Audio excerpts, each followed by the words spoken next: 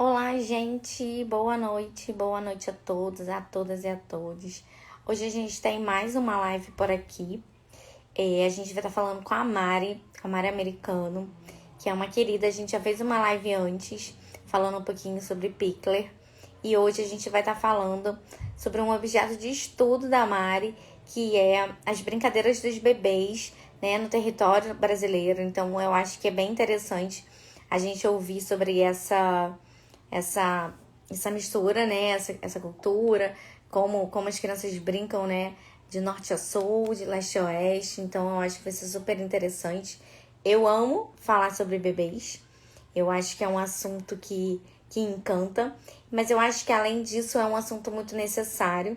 Muitas pessoas ainda não compreendem a importância desse momento na vida do indivíduo mesmo, do sujeito que vai se tornar, né, um sujeito. Então eu acho que é muito importante a gente estar falando sobre isso, a gente captar um pouquinho, né, dessa questão da brincadeira, da questão da autonomia, da questão do nosso papel. Então acredito que a Mari vai trazer algumas coisas sobre isso. E eu quero também comemorar hoje com vocês. Hoje a gente bateu a marca de 40 mil seguidores aqui no Instagram, né, do Manarce. Eu tô muito feliz. Fico muito feliz com a participação de todos. Fico muito feliz com a participação, né, de quem chega, de quem já tá aqui há um tempão, do apoio, da troca, né? Eu recebo muitos recados, dúvidas. Eu tento responder a todo mundo mesmo que eu posso. Eu sei que o tempo tá corrido, mas eu tô muito feliz. Eu acho que eu sei que, claro que a gente tem, né, as diferenças e tudo, mas são pessoas, eu acredito, né, esses 40 mil pessoas por aqui, que elas buscam uma nova indagação mesmo, né, essa reflexão, novos caminhos, olhar, né, para as crianças com esse olhar mais humanizado, olhar para educação, né, como essa base tão importante na vida. Então, assim, eu fico muito feliz mesmo. Eu acordei com essa virada aí. E, eu agradeço mesmo a participação de todas e a gente aí juntas seguimos, né, rumo a essa mudança que a gente tanto quer ver. Então eu acho que hoje a gente pode falar o quanto é importante estarmos juntos, né, juntas aqui, juntos todo mundo e vivendo essa mudança, fazendo essa mudança acontecer, né? A gente não tá simplesmente vendo a vida passar. Somos seres pensantes e o que a gente deseja tanto, né, para as nossas crianças que tenham um pensamento crítico, e é isso que a gente tenta trazer por aqui. Eu tento trazer esse fomento ao pensamento, à reflexão, à indagação, aceitar que o que a gente já concordou, hoje a gente pode discordar e tá tudo bem. E a gente segue na mudança, segue tentando ser melhor para o mundo, mas principalmente para as crianças. Então, o meu muito obrigada. Eu tô muito feliz com isso, é uma conquista muito grande, de muito trabalho, né? E um trabalho que eu não ganho nada em dinheiro. Eu ganho aquilo que o dinheiro não pode comprar. Eu ganho muito carinho, eu vejo a transformação, vejo muitas pessoas por aqui, né, nessa transformação, e para mim é isso que importa. Eu amo fazer o que eu faço aqui no Manarce. E amo ter vocês por aqui, então muito obrigada. Eu vou convidar a Mari aqui. Ela já me convidou aqui, então eu vou aceitar. E a gente vai começar, né, falando desse assunto gostosinho demais, gente, falar de bebês. Ó, a Cleia tá trazendo. Aí, a Mari. E E já aí, começar te Mari, dando os quanto tempo? parabéns. Nossa, que marca, né? Obrigada. Legal. E Carla eu estava Muita aqui gente, lembrando né? do nosso outro encontro, né? Como foi especial o ano passado, no dia do meu aniversário. Foi muito legal, né? A gente falando sobre esse Verdade. processo de humanar-se, né? A gente falando do nome do seu Instagram, o quanto isso é essencial na vida, né? O quanto as pessoas precisam ser mais humanas, né? E trazer isso para o dia a dia, né? E a gente pensando nos bebês, o quanto a gente é responsável por essa humanização, né? Se a gente não tá ali, eles viram bichos, né? Eles precisam do nosso olhar para se É, humanizar. É verdade, Mari. Ano passado a gente fez uma live no dia do aniversário da Mari, foi uma correria, mas aconteceu. A gente estava num batidão de lives, assim, tava acontecendo muita coisa, né? A gente estava pré aquela coisa de volta a uma vida um pouco mais normal, né? A gente, como professor, que praticamente não parou, né? Então, foi bem correria, mas deu tudo certo. E hoje você volta, né, trazendo um pouquinho desse seu estudo que, assim, é encantador. Eu tenho acompanhado um pouquinho, a gente trocou um pouquinho ao longo desse tempo, né? Sobre essas tudo isso, assim, essas narrativas nesse nosso mundão, porque, assim, o Brasil é muito grande, né? Então, eu queria ver, assim, o que você traz? Eu tô bem curiosa, assim, gente, eu nem troquei com a Mari, porque eu tô bem curiosa para saber tudo que ela tá trazendo. Então, Mari, obrigada. Se você quiser se apresentar também para quem não te conhece, quem não conhece, gente, tem que conhecer, por favor, né? A Mari tá marcada nos posts. Então, boa noite e muito obrigada. Eu quero ouvir Ai, tudo que nossa, é você um tem para falar prazer, hoje. uma honra estar aqui.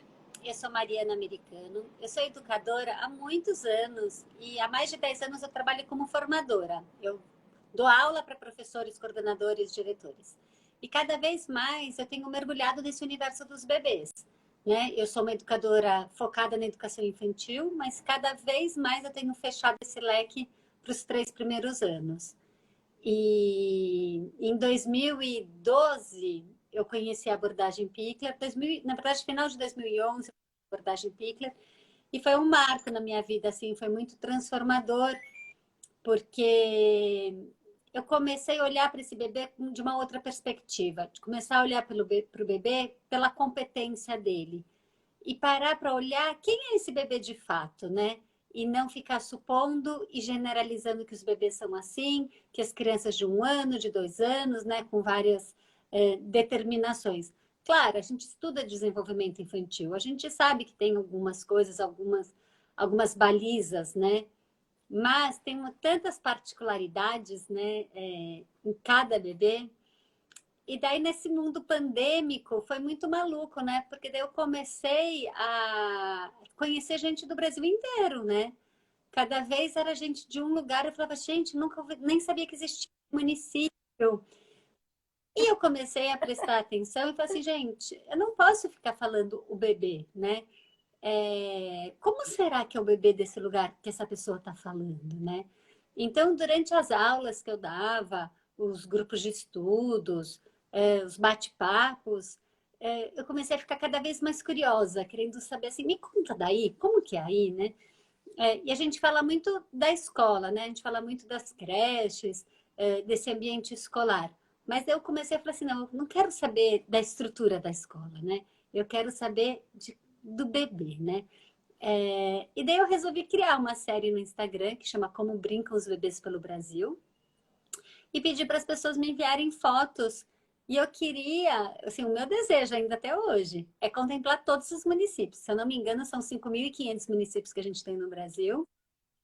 E o meu desejo era que pudesse ter assim, um retrato de todos esses bebês numa situação de brincar.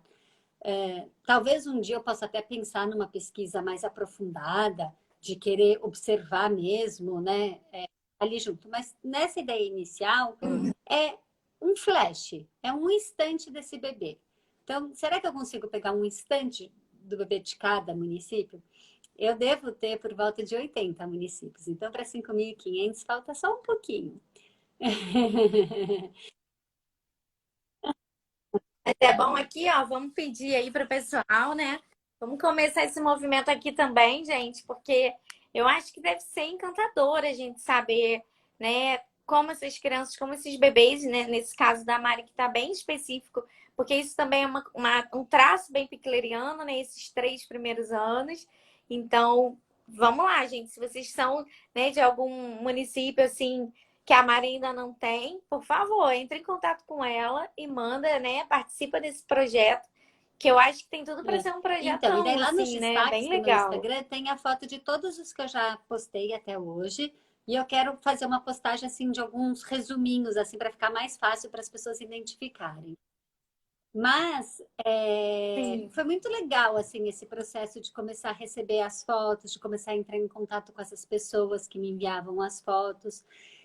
E às vezes eu via que tinha uma vontade de mandar uma foto bonita, sabe? Uma foto do bebê sorrindo, do bebê posando. E eu falava, não, não é isso que eu quero ver. Eu quero ver uma situação real. Eu quero ver como ele brinca, né? Tipo, esse flash que revela o brincar. E daí é muito pouco que a gente consegue ver nesse flash, né? Assim, a gente não vê a gente vê um instante, a gente não vê nem o antes e nem o depois. E daí eu falei, que conclusões que eu consigo tirar? O que eu consigo observar daqui? O que isso pode me ajudar? A postura dos bebês. E essa também é uma coisa que é muito importante na abordagem Pickler, né? A gente valoriza muito todas as posturas. A gente tem até uma terminologia que chama posturas intermediárias. Entre deitar e sentar, entre sentar e ficar em pé, existem infinitas possibilidades, né? Muitos apoios que você pode usar do seu corpo para se equilibrar, para estar numa posição confortável, e que às vezes você nem sabe se aquilo chama deitado ou sentado, se chama em pé, né?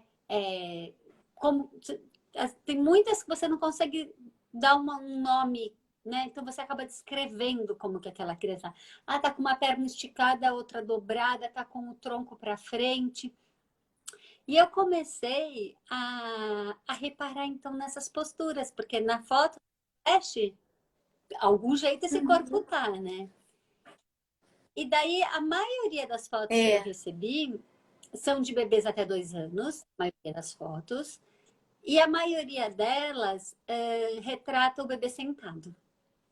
E daí eu comecei a reparar nessa forma do bebê estar sentado.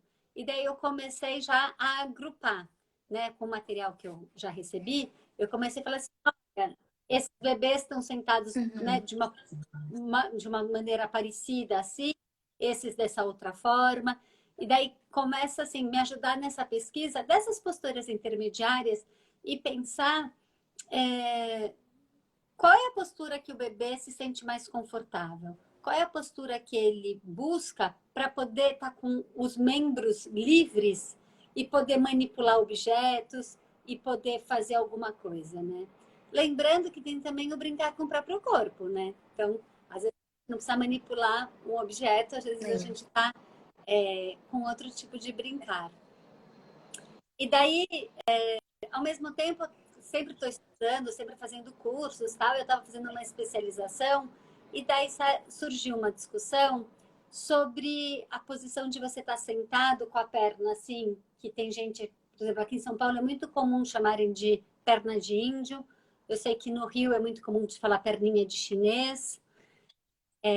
Então, na verdade, se a gente for pensar, ambos são meio preconceituosos, né? Tipo, será que os chineses sentam mesmo assim? Será que os índios sentam mesmo assim? Por que que a gente tem... Eu não sei a origem desses nomes. Eu não sei se no politicamente correto a gente pode continuar falando dessa forma, mas eu falei para as pessoas entenderem do que eu estou falando. E na minha especialização surgiu essa discussão do quanto essa postura, na verdade, ela é escolarizante. E eu fui observar as minhas fotos. E eu só tenho um bebê sentado com a perna assim. Todos os outros bebês, eles estão sentados de uma outra maneira. E daí eu comecei tanto a observar na vida real os bebês que eu encontro, como os das fotos que eu recebo, e falo, será que eles sentam com a perna cruzada assim desse jeito? Será que é uma posição confortável para brincar? Será que essa posição favorece essa manipulação, né? Esse estado? E daí hoje foi muito legal. Eu estava no meu projeto com os meus bebês, eu tenho, além de ser formadora, eu também sou professora sou idealizadora e professora de um espaço de brincar, que funciona na casa de uma amiga, são 10 bebês, que vão algumas tardes, é uma coisa pequenininha assim, mas que é muito legal e muito nutritivo, assim, para eu poder estar com esse contato, né, ali coladinho. E daí hoje um dos meus bebês, que tem 2 anos e 2 meses, eu estava sentada com a perna cruzada, assim. E daí ele olhou para mim, eu não percebi, e ele foi lá e sentou igual. Daí ele olhou para mim e falou, Uhum. Mari, eu consegui. E eu falei, o que que você conseguiu? Ele sentar assim, ó. E daí eu falei, olha que legal, né? Será que ele nunca tinha sentado assim e me viu sentar e quis me imitar? Ou será que na escola que ele frequenta já pedem para ele sentar assim? E que talvez seja difícil, que ele esteja treinando, então que naquele momento ele ficou orgulhoso porque ele conseguiu, né? Depois eu preciso conversar com a mãe dele para entender um Sim. pouco mais disso. Mas traz esse questionamento, né? Porque a gente. Por que na escola as crianças sentam assim? Eu É. fico pensando, porque às vezes você quer fazer uma roda e talvez com as pernas abertas, uma perna para frente e para trás, ocupe muito espaço. Então, por causa de uma questão espacial, ou por causa de uma coisa de tradição, de achar que essa postura deixa a criança mais concentrada, deixa o corpo mais contido. Então, para a criança prestar atenção, eu preciso conter esse corpo. E, e daí essa é uma questão. É. Uma padronização também, né? Todo mundo sentadinho, de perninhas, né? Cruzadas, iguais. Você está falando isso, isso me remete muito também a essa escolarização. E também é uma questão, né? De certa forma, o adulto, quando coloca essa criança sentada, é como se essa criança estivesse segura para este adulto. Não, ele está ali seguro, Controle, né? limitando, Me claro, dando os controle, movimentos, né? Então, exatamente. né? Pois é. E não a criança no controle do seu próprio movimento, né? Do seu descobrir, que E porque infelizmente a isso é gente uma ainda vê coisa também super bastante. importante, né? A abordagem Pickler, ela fala muito dessa importância do bebê atingir as posturas por ele mesmo. Ele não ser colocado numa postura que ele não conquistou sozinho. E a gente vê a diferença, né? A gente vê um bebê que aprendeu a sentar sozinho, como o sentar ele tem mobilidade, ele facilmente muda de posição, ele facilmente alcança um objeto. O bebê que foi colocado sentado, ele fica meio como se estivesse num sofá fofo, né? Ele fica assim, acomodadão, e É, fica até difícil para ele pegar um objeto. É muito legal a gente ver assim, não é uma bobeira falar que é importante ele conquistar sozinho. A gente vê a diferença, né, de agilidade e de poder ir atrás do que se quer, né? Que eu acho que essa é a grande questão. Por que que eu quero que ele esteja ágil? Não porque eu quero que ele seja um campeão de corrida, não é isso. Eu quero que ele possa ir atrás do que ele está interessado, né? sim. E compreender também, né, desde bebê mesmo, que as coisas são um processo, né, Mari? É importante isso e o quanto que o adulto também atropela esse processo. A criança que vai conquistando sozinha, né, esses movimentos, até os mais complexos, primeiro que para ela já é uma recompensa muito grande, como, né, o seu bebê hoje falou, eu consegui.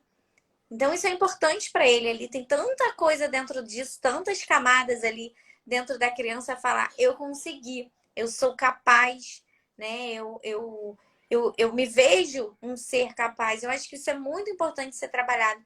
E o quanto a gente apressa, né? Esse processo, a gente quer que a criança mal engatinha, a gente já coloca em pé. E aí a gente também não está respeitando esse corpo, né, que não está preparado para isso. O Pickler fala muito disso, né, e a Mari traz isso assim brilhantemente. Então, é essa importância, gente, desses 3 primeiros anos, desse momento tão rico, tão delicado, né, Mari? Você tá trazendo assim, a gente tá falando do brincar e é o que você falou, parece uma coisa boba, né? Parece que a gente mudou ele de posição, É. mas olha a E importância daí a disso. gente tem visto lá no nosso projeto, a gente tem acompanhado muito isso. Como que a gente pode, né? Por exemplo, a gente recebeu bebês que foram sentados e agora eles gatinham, mas a gente vê esse corpo Uhum. mais endurecido, né? Daí a gente fala, como a gente pode ajudar esse bebê a conhecer melhor o próprio corpo? Né? Tipo, como se a gente pudesse voltar atrás, né? Tipo, voltar para o anterior. E daí a gente tem percebido o Sim, quanto tem sido importante a gente colocar apoios desse bebê. Porque daí eles não andam ainda. E eles, então, eles gostam de se apoiar naquilo e ficar em pé. Então, daí eles testam a força do próprio corpo. E isso a gente tem visto que tem feito muita diferença, assim. Eles têm ficado muito mais espertos, muito mais ágeis à medida que eles estão tendo apoios, tendo um entorno que propicia esse movimento, Sim. que fala para ele assim, você pode se movimentar, você pode subir aqui, você pode falar, né?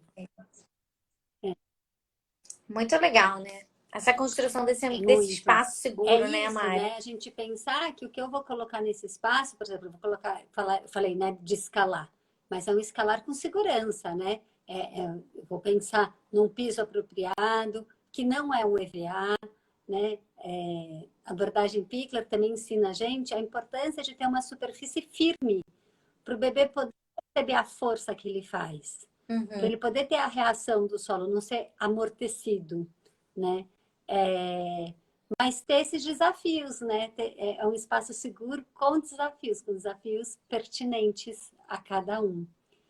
E outra coisa, né, que eu tenho pensado muito, que eu acho que é nessa própria questão do brincar. O quanto é importante todo mundo Uhum. entender, o universo entender, que os bebês são capazes de brincar por eles mesmos, que eles criam as próprias brincadeiras. Porque também tem uma coisa muito cultural da gente achar que a gente ensina um bebê a brincar. Então, um bebê muito pequenininho está lá num carrinho e daí chega um adulto e pega um chocalho e começa a chacoalhar na frente dele. Coloca um objeto na mão do bebê. Uhum. Determina com o seu bebê brincar e coloca esses objetos na mão dele. E daí a gente percebe que fala, não, não precisa de nada disso. Quanto é importante eu respeitar o tempo desse bebê e eu observar, ele está bem? Ele está precisando de alguma coisa? O ano passado, eu a filha da minha Uhum. sobrinha e eu lembro que quando ela começou a pegar os objetos, eu fiz um kit para ela, só com coisas inusitadas, assim, com coisas interessantes. Nenhum era chamado de brinquedo, né? Eram todas interessantes para Uhum. serem manipuladas por um bebezinho que está ainda com a pega, né? Está aprendendo, ele começa a pegar com uma mão só, né? Então, coisas fáceis desse bebê pegar. E daí ela começou a oferecer para a filha dela, então ela colocava a filha deitadinha e esses objetos em torno dela, para a filha dela poder olhar para o objeto, alcançar o objeto e pegar. E daí ela ficava muito Uhum. na dúvida se ela devia deixar o mesmo objeto ou se ela devia trocar.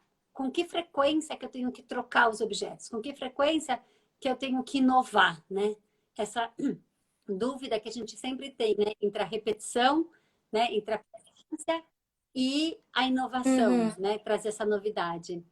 E daí eu falava para ela: observa sua filha, ela tá bem? Esse objeto está sendo ainda interessante para ela? Ela está gostando de manipular esse objeto? Então tá tudo bem. Ou não, ela está soltando o objeto, está jogando para longe, não está mais interessada, esse objeto não está tendo mais desafio, daí tira. Ou mostra o outro também e vê se ela se interessa pelo outro. Mas o quanto, quem tinha que dar essa resposta era a filha dela e não eu. Não era eu lá de longe, do outro lado do É. telefone, falando: olha, depois de 2 dias, depois de 15 manipulações, né, não existe esse manual. Né? A melhor dica é Pois é. observa. Observa e olha o que esse bebê está te dizendo, né? Sim. Sim. Ó, a Juliane tá falando aqui, muito forte isso, Mário. Os adultos acham que tem que ensinar a brincar. E o mais importante, assim, que eu achei que ela falou, que eu achei muito legal, é que só existe um jeito de brincar com algo, né? Como se os adultos também julgassem dessa forma, né? Eles aprenderam dessa forma e só tem esse jeito. E quando a criança brinca sozinha, ela inventa e reinventa e ressignifica tantas coisas, né? Então é legal pensar por esse lado. E eu acho que você tá falando dessa coisa de trocar os brinquedos, e hoje eu tô pensando numa coisa muito eu tô com uma coisa na minha cabeça que é essa questão do consumismo também. Então a gente também fica pensando, eu tenho que trocar porque tem um monte de brinquedo. Será que precisa mesmo de um monte de brinquedos em casa? Será que eu preciso oferecer um monte de coisa? E eu penso sempre quando a gente fala dos adultos. Por exemplo, sei lá, a gente tem uma festa e se você tem 3 vestidos, você vai escolher entre 3 vestidos. Agora, se você tem 100 vestidos, você não sabe qual vestido escolher. E aí, de repente, você vai usar um, mas você vai ficar na dúvida do outro. Então, né, isso eu acho que isso passa também pela criança. A gente não precisa dar 1 milhão de opções, mas a gente perceber essa criança, perceber esse corpo, o que que esse corpo, né, para onde que ele caminha. E aí sim oferecer, mas não oferecer inúmeras coisas, porque eu acho que isso fomenta muito esse consumismo já de uma É. criança tão E isso que você está pequenininha. falando também me lembra muito da nossa outra conversa sobre esse processo de humanização, né? A gente vai apresentando o Uhum. mundo para um bebezinho aos poucos, né? O bebê sai da barriga da mãe, normalmente a gente acaba colocando ele num cestinho, no Moisés, né? Em alguma coisa acolhedora, né? Pequenininha, para depois a gente colocar num berço, para depois a gente colocar ou deitado na nossa cama, ou deitado no chão da sala, mas ainda num espaço protegido. As pessoas, a gente também vai apresentando aos poucos. A gente não leva 100 pessoas na maternidade, né? Em geral, na maternidade, esse bebê vai conhecer os pais, os familiares, algumas pessoas mais próximas, né? E vai conhecendo esse Sim. mundo aos poucos, né? O quanto um bebezinho de 1 mês, ele pode ser assustador, estar no meio do parque, todo aberto, com um monte de gente passando, né? É, o quanto é mais acolhedor a gente ir Sim. fazendo isso gradualmente. Então, eu fico pensando que com os objetos também é a mesma coisa, né? É, essa coisa assim. E o pior é que quando esse bebê faz 1 ano, normalmente é um marco, né? E que todo mundo quer dar um brinquedo, né? Ninguém quer dar roupa, quer dar outra coisa. Todo mundo quer dar um brinquedo e É. acha. E daí você fala, socorro, o que que eu faço com tudo isso, né? E o quanto, né, nesse processo produção ao mundo mesmo, a gente precisa se segurar e ir apresentando aos poucos, né? Deixa eu guardar um pouquinho para abrir depois, né? Deixa Pois eu. Ou então, né? Não é o abrir na hora que ganha, mas é o deixar disponível, né? Não vou deixar ali na carteira do quarto 500 sim. brinquedos, vou deixar 5, né? Eu vou deixar a quantidade Pois é. pertinente à fase que aquele bebê tá, ao interesse dele, né? Vou deixar ali o que ele está mais envolvido. Sim. Eu acho que isso faz todo sentido. E até mesmo para as escolas, né? Tem algumas escolas que também ostentam muito, né? Salas gigantes, inúmeros brinquedos na sala, né? Inúmeros espaços também. Eu acho que é importante ter os espaços na sala, né? Nas salas, né? Tem algumas escolas realmente muito bem estruturadas. Mas será que aqueles brinquedos realmente dialogam com aquela criança naquela fase? Será que não é muita opção, né, para aquela criança realmente conseguir brincar, conseguir ressignificar aquele brinquedo, brincar de outras maneiras? Porque isso é importante. Essa repetição também é a maneira que essa criança está compreendendo como aquilo funciona, né? Então, assim, que tipo de brinquedo também você está oferecendo? Porque eu acho que quando a gente procura uma escola ou uma creche, mais especificamente no caso dos bebês, é legal a gente também perceber isso, né? E quando você falou, faz 1 ano e ganha um monte de brinquedo, que brinquedo é esse também, né, Mari? A gente podia falar um pouquinho É, sobre isso. Esse brinquedo que brinca sozinho, né? Essa coisa toda que a gente hoje já discute bastante, ó, mas de repente alguém aqui não ouviu bem ainda, importante a né? gente Esse falar sobre conceito. isso, né? Sobre que tipo de objetos são pertinentes para esse brincar dos bebês, né? Um bebê muito pequenininho brinca ainda do que a gente chama do brincar simbólico, do fanta, que, por exemplo, pegar uma ela fazer ela ninar a boneca, né? Tinha para boneca. Quando eles são pequenininhos, é como se cada Sim. objeto que eles entrassem em contato, eles fizessem a pergunta: o que é isso? Depois eles começam a perguntar: o que eu faço com isso? O que eu consigo fazer com isso? Para daí eles perguntarem: o que que acontece se... Então, assim, se eu derrubar tudo isso, o que que acontece, né? Eu estava falando hoje mesmo desse exemplo.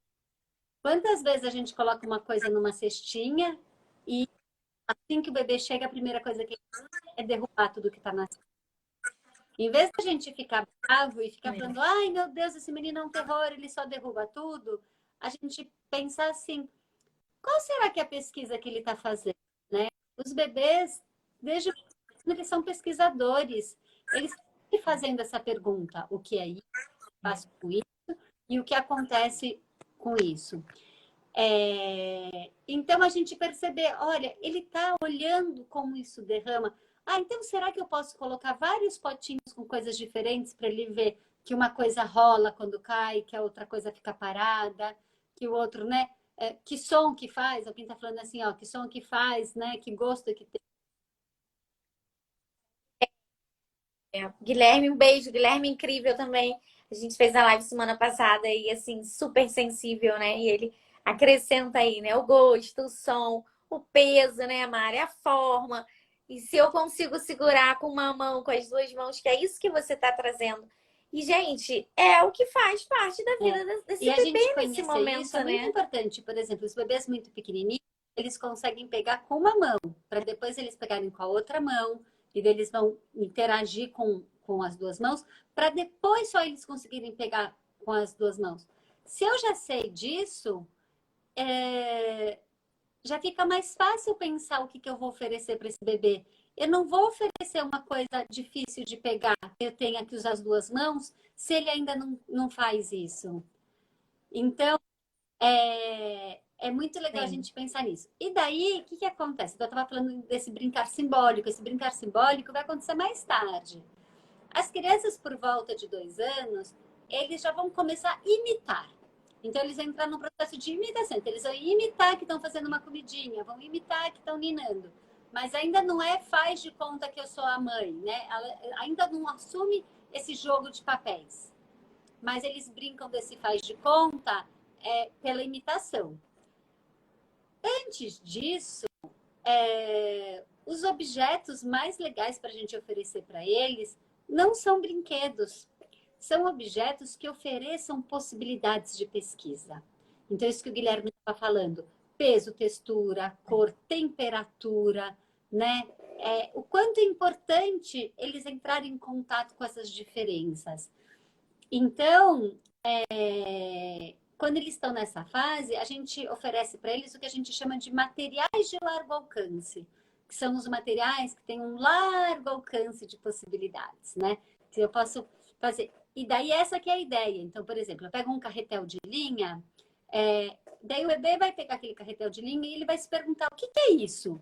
Então, ele vai tentar entender as propriedades daquele material. Se é de papelão, se tem um furinho, se dá para olhar através, vai colocar na boca eventualmente para sentir o gosto, vai colocar na cabeça, né? Isso era uma outra coisa que eu estava falando assim, como os bebês gostam de colocar as coisas na cabeça. No volume 2 da minha pesquisa, eu vou querer pedir para as pessoas do Brasil inteiro me falarem o que os bebês colocam na cabeça. Porque é muito legal, né? Como eles. É tipo como se assim, deixa eu ver se eu caibo aqui dentro. Ou deixa eu dar um contorno para É verdade. mim, né? Então eu preciso de alguma coisa para dar um contorno. Então, são materiais que o bebê vai criar brincadeira. E outro dia eu ouvi numa creche uma coisa que eu falei, ai não, foi muito para minha cabeça.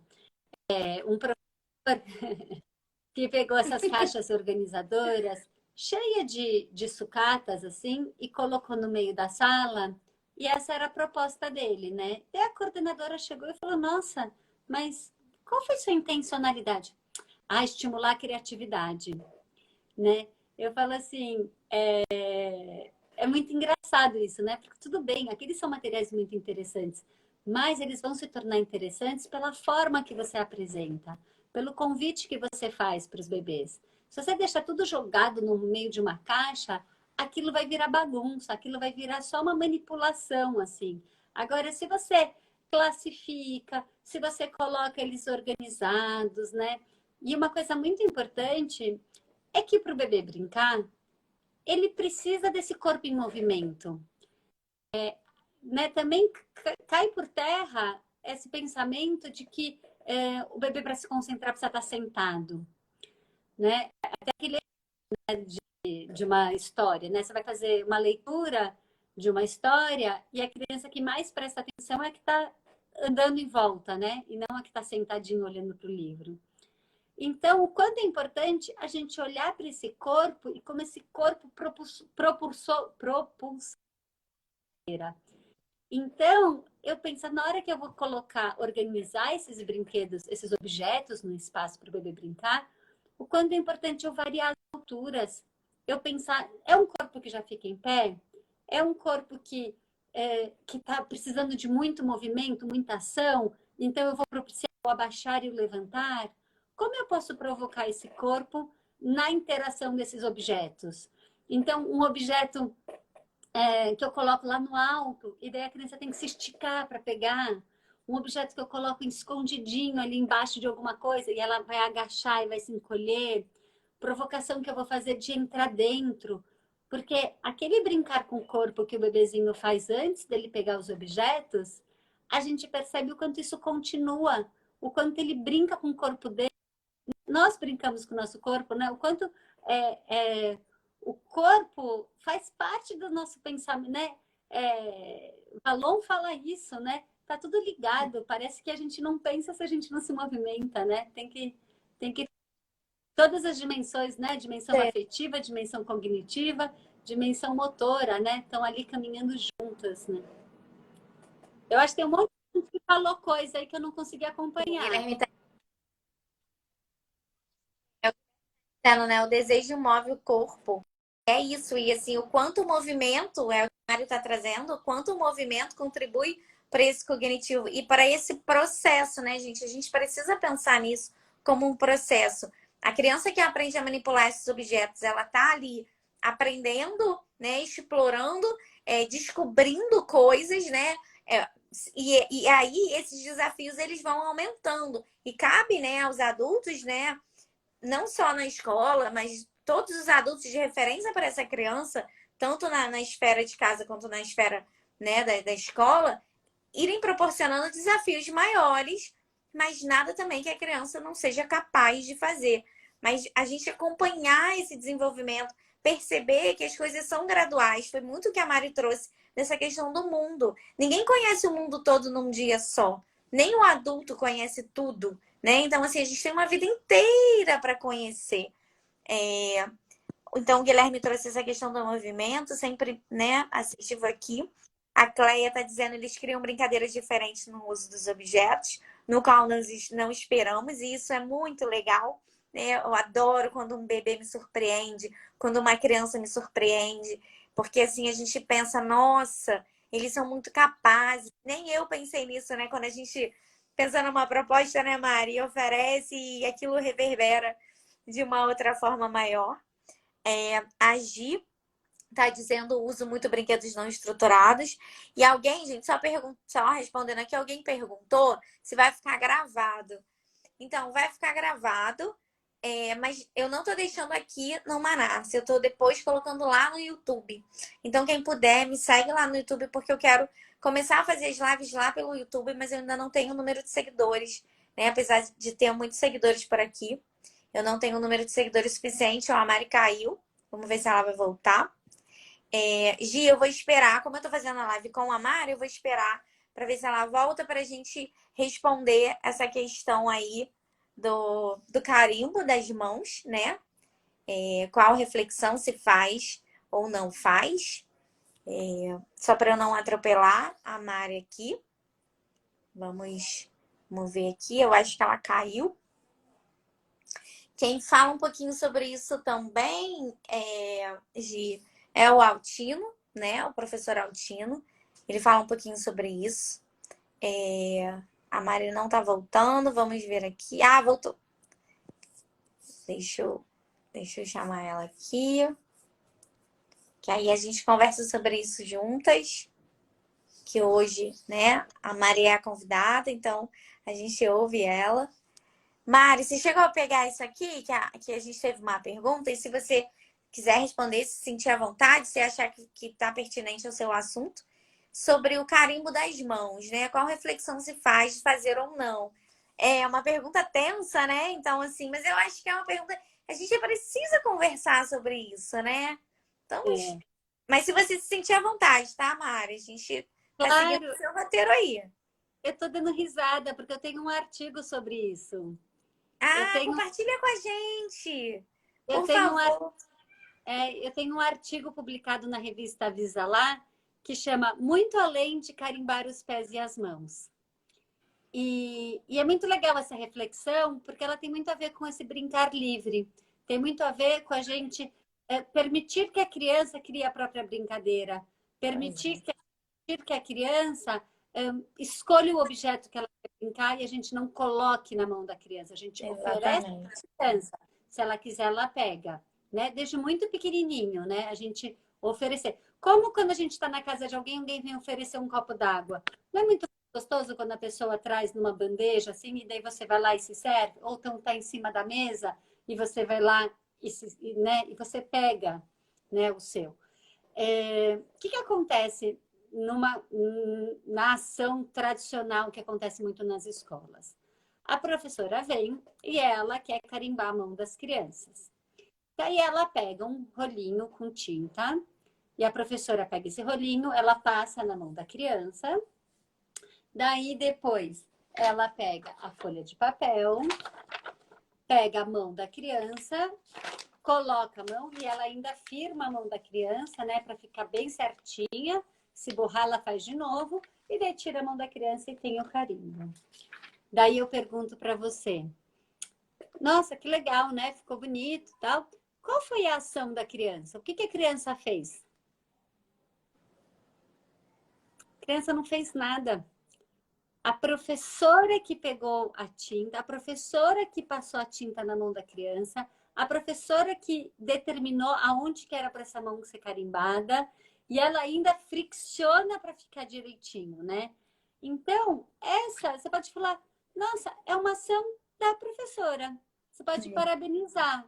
Parabéns, fulaninha, olha que trabalho legal que você fez. Mas não é um trabalho da criança, não foi uma coisa que a criança desejou. Que é muito diferente quando a criança está fazendo uma pinta, está lá em contato com guache, né? Está em contato com uma tinta. E ela, não precisa ser guache, né? Pode ser as tintas naturais. E ela está com a mão toda suja de tinta. E essa criança começa a descobrir que a mão dela com tinta faz marca onde ela encosta. E daí ela começa a descobrir o ato de carimbar por ela mesma. E como um prazer motor de bater, um prazer visual de perceber que quando ela faz esse movimento acontece isso. E daí essas marcas dessas mãos vão ficar borradas, vão ficar uma em cima da outra, mas elas vão revelar a experiência dessa criança, o prazer que essa criança teve de fazer essas marcas, que é completamente diferente do que a professora passando, né, o rolinho de tinta na mão da criança. Mas isso tem me feito refletir muito sobre essas questões de arte, né? Esse é um trabalho que eu tenho bem importante. Eu tenho um curso que chama Arte em Movimento, e cada vez mais eu tenho pensado o quanto para a gente oferecer qualquer coisa de arte, a gente tem que usar os mesmos princípios do brincar. Se eu não ensino uma criança a brincar, por que eu vou ensinar uma criança a pintar? Então, eu fico refletindo, por exemplo, com o meu grupo de bebês, eu fiz isso o ano passado. Que horas que eles vão começar a desenhar? Se eu não falar para eles que um giz de cera serve como um riscante, como eles vão descobrir isso? E foi muito legal, porque eu comecei a oferecer e eu comprei gizão, né? Daqueles bons de bebê pequeno. Uhum. Coloquei ali, o que eles faziam? Eles pegavam o giz e saíam passeando com o giz na mão. Brincavam assim de equilibrar o giz. Eles até brincavam de bater, que nem eles faziam com os objetos para escutar o Sim, som. E daí fazia marcas assim, mas eles não estavam olhando para aquelas marcas. Então, eu não podia registrar aquilo como produção de marcas. Eu tinha que registrar como uma produção sonora, porque era esse o interesse deles. sim. Então, isso é feito repensar muito como que a arte pode entrar na vida dos bebês de uma forma mais significativa, de uma forma que eles tenham esse interesse, né? Pois Então, é. quanto eu ofereço esses materiais e que eles vão atrás. Alguém perguntou aqui aonde pode ler o artigo. No meu Instagram, num dos destaques, eu acho que eu tenho os artigos lá. Se eu não me engano, tem nos destaques, se não tem nas postagens. Mas no site do Avisalá, que é avisalá.org.br, tem lá na biblioteca os artigos. Daí você digita meu nome que deve aparecer, ou esse artigo chama Muito Além de Carimbar os Pés e as Mãos. Tenta todos esses caminhos, se você não conseguir, me escreve que eu te mando o artigo. Depois eu peço também para você, aí eu compartilho por aqui, até porque quando eu coloco na descrição, depois, né, a gente já deixa aqui disponível para a pessoa achar, né, que já que a gente está falando. E é o mais interessante também do que você está trazendo, é uma coisa que está tão em moda hoje em dia, né, que as pessoas falam da questão do protagonismo das crianças, né?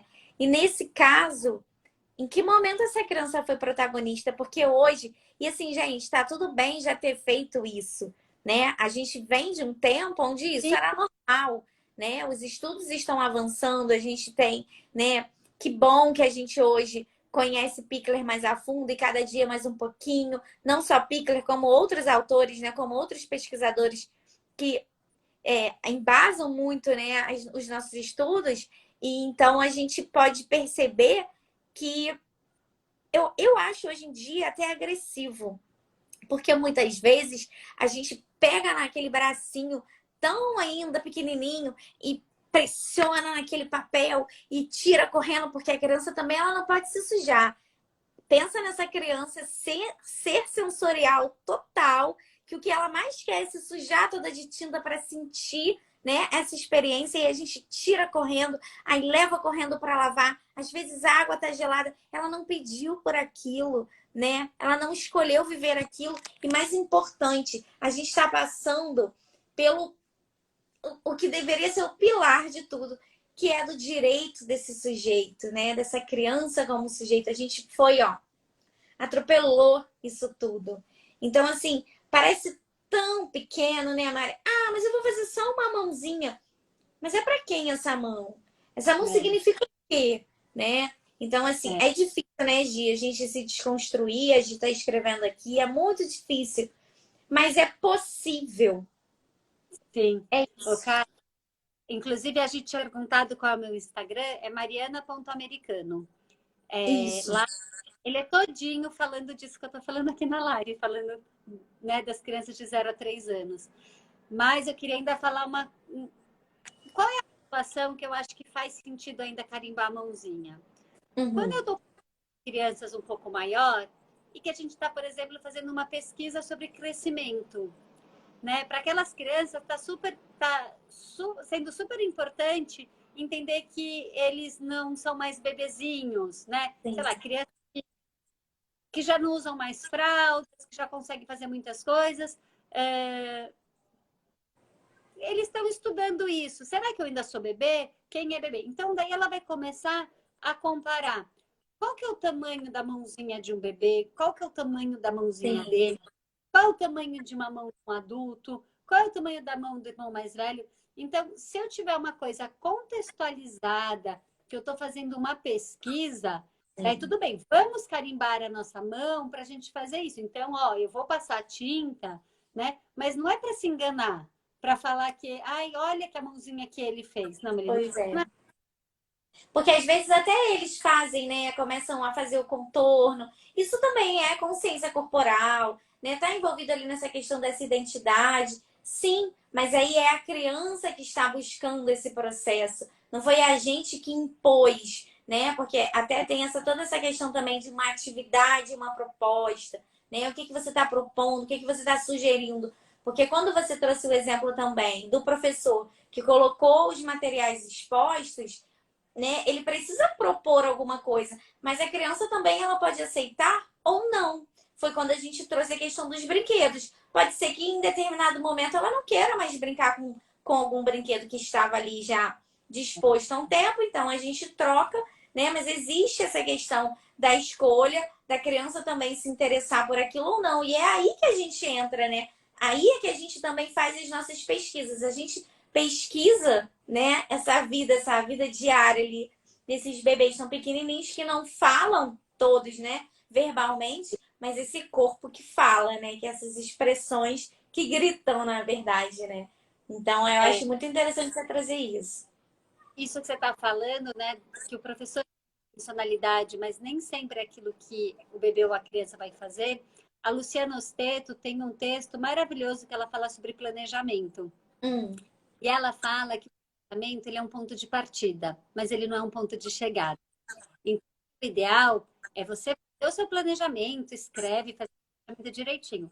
Na hora que você organizou o espaço e que as crianças chegam, pega o seu planejamento e rasga. Tá livre para observar o que de fato está acontecendo. Porque Exatamente. muitas vezes fica preso na nossa intenção e a gente até manipula as coisas para que a criança faça o que a gente pensou, Com né? certeza. Por exemplo, uma coisa que a gente coloca um objeto que a gente acha que eles vão olhar lá no tubo, né? Olhar, né, através. E as crianças não olham, não olham. Cara, a gente não aguenta, a gente pega e a gente vai lá e mostra para Aham. eles até que eles fazem. É muito difícil a gente se segurar e não induzir, né? Mas eu acho que a gente está aprendendo, né? Eu acho que cada vez mais a É. gente tem Pois é. dialogando, olhando para a importância da criança criar a própria brincadeira e a gente intervir menos, né? Não, com certeza. E eu acho que assim é muito importante a gente ter esses profissionais, né, capacitados para lidarem especificamente com os bebês, né? Porque isso é muito importante, gente. Isso é muito sério. A gente está lidando ali com momentos cruciais para o resto da vida dessas pessoas, né? Como toda a questão neural, né? Todo o desenvolvimento ali que está sendo essa criança está passando. Então, a gente pensar nisso, em compreender muito bem, né, essa etapa, esses 3 primeiros anos. Eu acho que, assim, Mari tem muito para contribuir com isso, por isso que eu falo, sigam a Mari. Né, assim, eu gosto muito do trabalho dela, já acompanho a Mari tem um tempão, né, desde praticamente do meu comecinho aqui no Manarse, porque eu realmente sou uma apaixonada por Pickler, mas faz sentido para mim. Isso também é importante, né, Mari? Pode ser que não faça sentido para as outras Sim, pessoas, né? Mas que a gente se identifique com as abordagens, né? Que dialogam com as nossas. Não sei, com os nossos princípios, mas que a gente entenda, além disso, a questão do desenvolvimento infantil. Principalmente desses 3 primeiros anos, dos picos que a gente tem ali, de marcos nesse desenvolvimento. Então, assim, é muito importante. Por isso, essa questão desse planejamento, eu acho que ele tem que estar envolvido nesse desenvolvimento. Agora, o dia a dia é uma surpresa, né? Porque cada dia eles trazem uma coisa diferente, né? E transformam. Você falou desse negócio do olhar, e que bom seria se eles descobrissem por eles mesmos que dá para olhar alguma coisa ali, né? No primeiro dia, não descobriram. No segundo também não. Mas um dia foi e eles se encantaram. Tá aí o encantamento que vem por eles. Como é bom quando a gente vê alguma coisa desse jeito também na vida, né? Eu sempre tento trazer pra gente, né, por essa questão da experiência, a gente compreender. Eu acho que tem algumas perguntas aqui, agora que eu vi que tá num, num, num, numa interrogação. Peraí. A Alessandra tá falando, hoje passei por uma experiência parecida com essa que a Mari tá falando. A Elizabeth está falando, eu trabalho com berçário, também gostaria de saber mais sobre carimbos, a Mari falou. Mari, vi sua postagem falando sobre vidros para bebês e fiquei encantada com essa proposta. E aí a outra está falando aqui, boa noite. Agora que eu vi, gente, é então muita inovação nesse Instagram. deixa eu aproveitar que a gente vai falar sobre o vidro, porque é tão Fala, por importante, favor.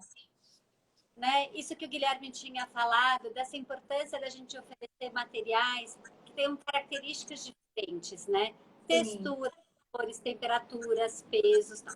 Dentro dessa gama de materiais que a gente pode oferecer para os bebês, tem os vidros. E as pessoas têm muito medo de oferecer os sim. vidros. E eu fiz uma postagem falando pessoal, vamos oferecer vidro para os bebês porque é muito legal, ele tem uma textura específica, a temperatura, proporciona outro tipo de ação, né? Você manipular o vidro. E daí, depois que eu fiz a postagem, uma pessoa me falou, então, minha filha foi brincar com o vidro e o vidro quebrou. Né? Tipo, não falou isso, mas querendo falar assim, Sim, você ficou falando que podia brincar com vidro, mas olha só o que acontece, né? E daí eu falei, opa, tem razão. Vamos contextualizar e falar como que a gente brinca com vidro. Então, assim, o vidro quebra, o vidro é perigoso. Então, o vidro não pode ser oferecido sem supervisão. Ele não pode estar à disposição das crianças e dos bebês para a hora que eles quiserem. Então, por exemplo, eu tenho exatamente. uma cozinha lá cheio de panela, que normalmente meu bebê vem, abre o armário e pega aquelas panelas e fica brincando. Tudo bem, ali nada quebra. Então, ele consegue manipular aquelas panelas. Mas se eu tiver coisas de vidro ali, porque qual é o primeiro movimento? É ele puxar o que está dentro do armário e jogar para fora. Então, já é esse movimento, né? Que é totalmente diferente de eu, num momento que eu tô ali, eu e aquele bebê, ou tô num espaço escolar com tranquilidade, os bebês já chegaram, não estão chorando, eles estão dando objetos, eu poder oferecer um objeto de vidro e eu tô ali do lado para observar o que esse bebê faz com o vidro. E eu poder contextualizar. Esse vidro nunca vai poder estar solto, jogado. Então, por exemplo, hoje eu estava numa creche que na mesinha que faz de conta de brincar de casinha, tinha um vasinho de vidro com uma flor. Então, assim, muito legal. Não dá para deixar aquele vasinho toda hora. Tipo, na hora que as crianças de 3 anos, chegam 20 crianças de 3 anos, Sim,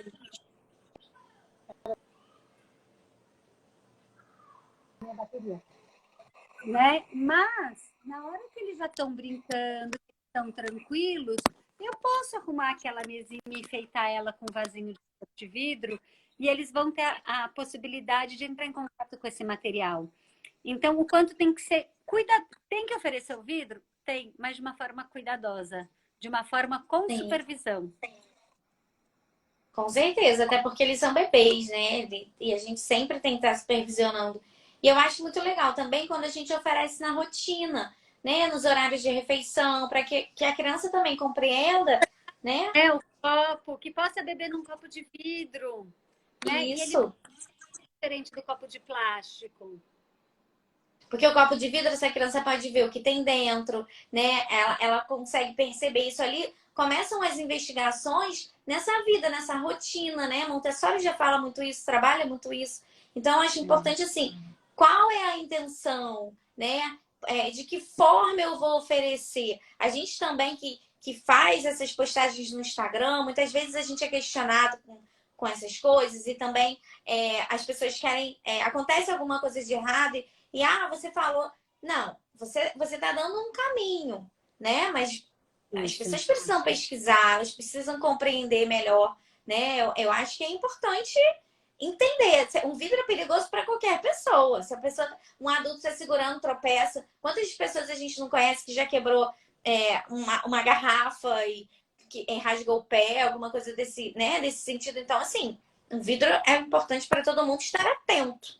E a É, criança, ela ainda tem a questão do movimento, né, Mari? Ela está começando a segurar. Então, tem todo um desenvolvimento ali a ser preenchido. Então, a gente precisa estar trazendo. Eu acho legal nos momentos de refeição, porque aquilo também se torna uma rotina para a criança. Ela sabe que naquele momento ela vai usar, mas ela também vai estar, né, eu acho que a gente explicar melhor, a criança começar a compreender que nesse momento que eu estou segurando um copo de vidro, eu também preciso ter cuidado, né? Olha, eu também estou tendo cuidado. Não é um brinquedo aleatório que você vai jogar, não é um pedaço de madeira, não é?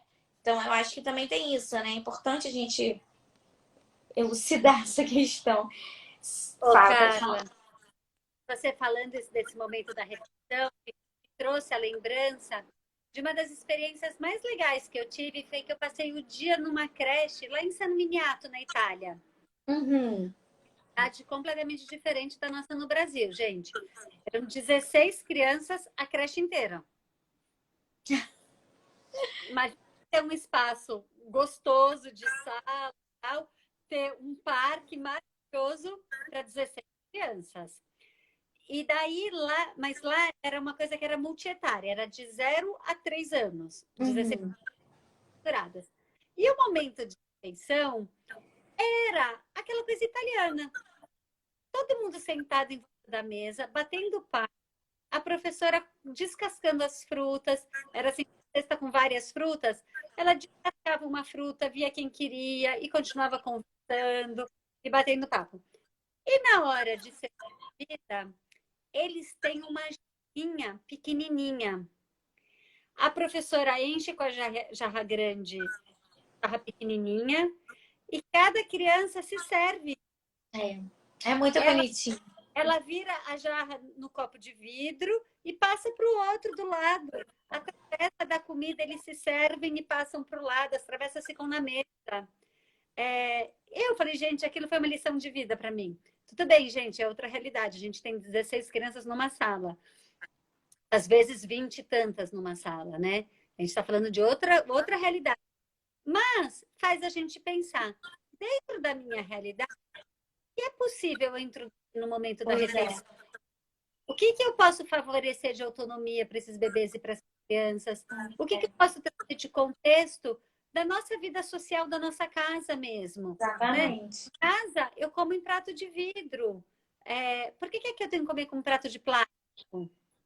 E que não Né? é higiênico, né, gente? Né? Tem essa questão da higiene também do aparato de plástico, né? Que ele não fica totalmente limpo nem desengordurado. Então a gente vai até além. Se a gente, e principalmente nos dias de hoje, né? Nessa fase pandêmica aí, a gente falar de higiene é uma coisa muito importante. Então a gente também tá pensando nesse lado. E você trazendo isso também, né, Mari? Tudo bem, era uma escola pequenininha com 16 crianças. Mas em que momentos eu também não posso dividir o meu grupo, trabalhar um pouco isso, né? Começar de repente com um processo de fazer menor e depois ir aumentando, porque eles mesmos vão criando essa autonomia de trabalhar essa vida que é a vida que a gente vive, é a vida que eles também vivenciam, que eles também, né, olham. Então, acho muito importante a gente pensar nisso. E, ó, tem uma última pergunta aqui do Guilherme para a gente, né, começar a pensar em encerrar esse assunto que a gente se deixar, né? Vai ficar falando aqui até dizer chega, porque foi que eu comecei falando isso, gente. Falar de bebês é muito gostoso. E aí o Guilherme traz uma reflexão que eu achei legal. Qual a sua opinião, Mari, sobre o baú dos tesouros? Ou seja, os materiais contidos numa caixa e não dispostos no espaço separadamente. Como é que você vê isso? Adorei essa pergunta, que é um assunto polêmico, né? Na verdade, o Goldschmidt é o cesto dos tesouros, né? Ela até Uhum. determina a dimensão desse cesto para a gente colocar esses objetos variados. O que acontece? Aqui em São Paulo, isso virou como se as creches achassem assim: bom, vou comprar um cesto de tesouro e resolver todos os problemas. E na verdade não é isso. Porque o que os bebês precisam não é apenas manipular materiais diferentes, né? Eles vão fazendo pesquisa com esses materiais e a gente precisa, de alguma forma, favorecer que essas pesquisas possam ter suas continuidades. Então, qual é a minha opinião? Eu gosto muito do cesto dos tesouros como um disparador. Então, Uhum. por exemplo, eu recebo meus bebês lá no começo do ano, eu não sei muito bem o que eles gostam, o que eles não gostam, que momento que eles estão, como eles manipulam os objetos, né? Então eu coloco vários objetos, né? E pode ser nesse cesto, e eu observo o que que eles fazem com esses objetos para no Uhum. momento seguinte eu organizar esse espaço. O que que me incomoda nesse formato de cesto? Que ele não está pensando no corpo do bebê, né? Inclusive, quando a gente lê os estudos da Elinor, a gente vê que o cesto dos tesouros, ele fala assim, coloca os bebês sentados em volta dos cestos. Eu falo, bom, aí já está esse problema, porque eu não vou colocar um bebê sentado. O bebê vai sentar se ele quiser. Então, eu acho que a gente tem que respeitar, e também isso. eu não consigo pensar nesse momento da sessão do cesto dos tesouros, né? Agora é uma sessão. Pois é. Para Do mim, tempo, né? Um tempo limitado para os sextos. Tá no planejamento que agora é a hora do sexto. Tem 30 minutos para ficar aqui, né? E foi o que é, você falou, você trouxe, né, do planejamento do espaço. e isso me remete à questão de aula. A gente não tem aula Pois infantil, é. tem que proporcionar experiências. Então, o que eu às vezes faço, o que eu acho interessante? Você ter um cesto com os materiais e você observa o que esses bebês fazem, e a partir daí você vai criar os seus espaços de brincar, você vai criar os contextos de aprendizagem. O que eu acho legal também de possibilidade para um cesto de tesouros? Que ele tem um significado afetivo. Então, por exemplo, quando você faz o cesto dos tesouros, envolvendo as famílias, na hora que você pede para cada família mandar um objeto. Daí isso é super interessante, porque aqui, cada objeto daqueles tem um outro peso, tem um outro valor. Não que você precise ressaltar para o bebê, olha, isso foi sua mãe que trouxe. Mas, de Sim. alguma forma, esse objeto está trazendo esse significado. Então, eu gosto muito do cesto dos tesouros, mas não usado de uma forma com sessão e com bebês sentados. Eu acho que ele tem que ser um disparador para eu poder conhecer melhor esses bebês e poder daí ir propondo e organizando esse espaço. É a questão da intencionalidade, né, Mário? Do contexto, que no resumão, foi muito do que a gente falou aqui, né? Nada é aleatório. Não adianta ainda, né, nos dias de hoje, a gente continuar lidando com esses bebês de forma a ignorar quem são esses bebês. Não cabe mais.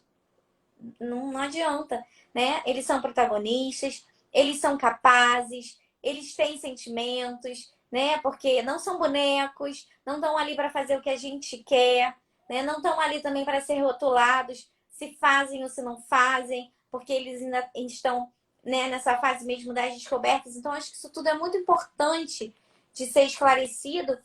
E assim, o meu desejo é que mais e mais pessoas conheçam isso e compreendam isso. Porque Sim. é a partir disso que tudo se desenvolve, né? Mas principalmente a partir do nosso respeito. Eu sempre falo isso nos dias de hoje, eu falo, tá muito difícil para as crianças compreenderem esse conceito do respeito. Mas será que elas são respeitadas? Será que elas passaram por esse processo? Porque a Isso, gente vive, né? live. Vamos fazer outra live para falar Fazer disso. outra. Ai, por favor, porque eu tô precisando dessa live. Nossa, quero Isso é muito uma falar, constante. quero muito. Vamos combinar outra live, gente. Agora eu vou tentar fazer uma live. Eu preciso muito desses seguidores no YouTube, gente. Segue lá pra gente fazer essas lives no YouTube, pra gente poder divulgar mais e mais, né? Porque o YouTube é um universo muito maior do que o Instagram, né? Então eu acho que a gente consegue atingir mais pessoas. E é isso, a gente está aqui unidos nessa transformação. Então, assim, se vocês puderem divulgar, eu sempre coloco lá no grupão lá do Manassi no WhatsApp. Então, eu peço muito a ajuda de vocês, né? A gente tem hoje aí 40 mil seguidores aqui e eu tenho 500 seguidores no YouTube. É muito pouco. E não é por mim, gente. Porque por mim, hoje, eu estarei deitada na minha cama, descansando. Mariana também, com certeza. Porque tá todo mundo cansado. Mas a gente está aqui. A gente acredita nessa mudança. A gente acredita que também essas professoras são capazes. Elas são capazes de compreender isso tudo, né? É muita coisa, gente. Assim, quando eu comecei a estudar, acredito que Mariana também, né, dá um bug, assim, a gente quer mudar tudo. Eu acho que no dia seguinte, né? Então, assim, e a gente vê, acho muito legal as perguntas do Guilherme, porque é um cara incrível que trouxe uma live aqui pra gente, sabe? Maravilhosa, fazendo perguntas que fazem tanto sentido. Então, assim, é isso. Eu também aprendo com a Mari aprende aqui com o Manassi, a gente aprende com a vida, aprende fazendo curso. A gente não é o que a gente era ontem, a gente não vai ser a mesma coisa amanhã. E tá tudo bem, é isso, é assim, a vida é dinâmica. Então, que a gente também não exija das crianças, né? Mais do Sim. que elas podem e de uma forma que elas não conseguem ainda. Então, Mari, já quero outra live, mas eu quero muito essa live. Eu preciso dessa live. para falar sobre isso. E te agradeço tanto, foi tão lindo, gente. Tava com saudade de falar sobre bebês, agora eu não tô. Esse ano eu não tenho nenhum projeto com bebês, e assim eu tô num caminho bem distante, que agora, né, estando no fundamental, a gente tá bem distante, mas a gente percebe o quanto é importante, é isso. Falar, né, dessa coisa do respeito, por exemplo, dessa coisa, gente, de segurar um copo, de comer com garfo e faca, porque a questão do vidro é porque é uma questão muito representativa, né, Mari? Do vidro, que quebra. Mas comer de garfo e Sim, faca, saber se servir. É muito importante sim. isso, gente. Vida prática, né? Do que a gente realmente vivencia. Te agradeço muito, Mari. Foi lindo. Tava com saudade de conversar com você, de ouvir suas histórias. Então, ó, em breve a gente se encontra por aqui ou por aí. A gente vai se falando para fechar essa live. Tá bom? Eu te agradeço muito. Obrigada. Obrigada, Mari. Boa noite. Boa noite. Ah, e não esqueçam de me mandar fotos para quem é de municípios menorzinhos assim. Dá uma olhada lá no meu Instagram, vê se seu município já está contemplado e me manda fotinhos, tá bom? Por favor, gente. Depois eu vou botar aqui também. No YouTube é o Manars também, gente. Tem lá no link, tá lá na bio. Tá bom? Um beijo, beijo, Guilherme. Beijo, gente. Obrigada pela Obrigada. participação. Beijão. Tchau, tchau.